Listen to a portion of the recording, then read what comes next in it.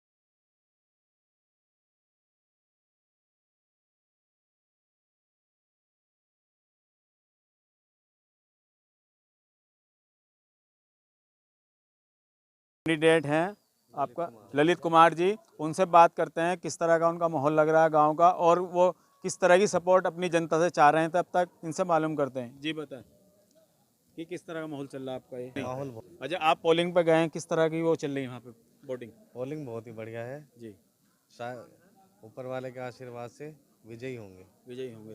अच्छा, अगर विजय होते हैं आप तो जनता के लिए क्या खुशी का माहौल होगा? जो जनता कहे कि हमें खुशी है इस आदमी को बनाकर, कि क्या क्या करने वाले हैं जनता के लिए, क्या करोगे आप? विकास ही करना है गांव में जी, जनता की जो हित के कार्य मुझसे बन सकेंगे वो मैं पूरी योजनाएं जनता तक पहुंचाऊंगा।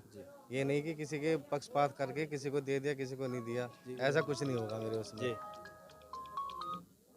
मेरा पूरा समय सिर्फ जनता की सेवा में जाएगा बस। और मैं कहूँगा प्रधान जी, अगर वाकई में आपको प्रधान ये बनाते हैं आपके लोग, तो जो इस गांव के अंदर साफ सफाई और विकास का मामला या और नई योजनाओं का मामला होता है तो जनता आपसे एक आस रखती है, या शिक्षा के उस स्तर पे और स्वास्थ्य के स्तर पर, ये सब काम आप करा पाओगे इस गांव के अंदर अगर आपकी जीत होती है तो?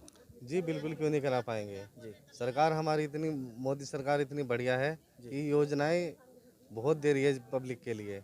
तो उसी के एक स्वच्छ भारत अभियान चला रखा है। योजना आप भी खींच के लाओगे गांव के लिए? जी बिल्कुल, जितना हमसे बन सकेगा। एक की जगह हमारे हाथ में होगा तो एक की जगह 4 लेके और आएंगे।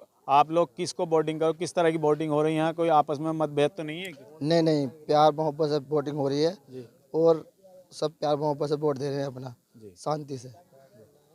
अच्छा, कोई मोट बुढ़ाओ किस तरह का होता है? किसी तरह का नहीं है, किसी तरह का ज़माना ज़्यादा है, ठीक है, तो उसमें ये ज़्यादा इंटरनेट सर्फिंग करके लोगों के लिए क्या हित में है क्या नहीं है, क्या उनको पॉलिसीज़ मिलनी चाहिए, क्या गवर्नमेंट से रिलीज़ हुआ है और क्या उन तक वो पहुंचनी चाहिए। आपको लग रहा है कहीं ना कहीं यंग है, कहीं ना कहीं यंग है, यंग को हर चीज़ का पता होता है, इसलिए यंग को ही वोटिंग करनी चाहिए। आपका कहना ये है? बिल्कुल। अगर यंग ही अगर यंग बिछड़ का जाए तो मतलब- फिर क्या करोगे नहीं, आप? ये यंग बताएं। का मतलब ये अगर ये होता है- दुरुपयोग अगर गलत हो गया आपके कहने का मुताबिक, तो आप उसके बाद में कि जनता क्या करेगी? ये बताएं। भाई जनता के हाथ में सबसे बड़ी पावर उनका वोटिंग राइट्स होते हैं, ठीक है।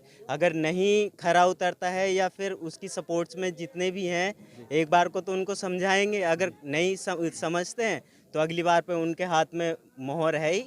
नेक्स्ट टाइम अगर खरे नहीं उतरते हैं इस बार, अगली बार फिर दूसरा मौका थोड़ी ना देती है पब्लिक, चाहे वो ग्राम प्रधान हो। और ये आज की डेट में ग्राम प्रधान नहीं, ग्राम सेवक हम चुन रहे हैं, ठीक है, कि ग्राम की सेवा के लिए एक बंदा हमने खड़ा किया है और उसको हमें चुनना है, ना कि हमें ग्राम प्रधान नहीं चाहिए। वो टाइम चला गया कि ग्राम प्रधान हमें प्रधान नहीं चाहिए। आज की डेट में हमें ग्राम सेवक चाहिए जो गांव की सेवा कर सके।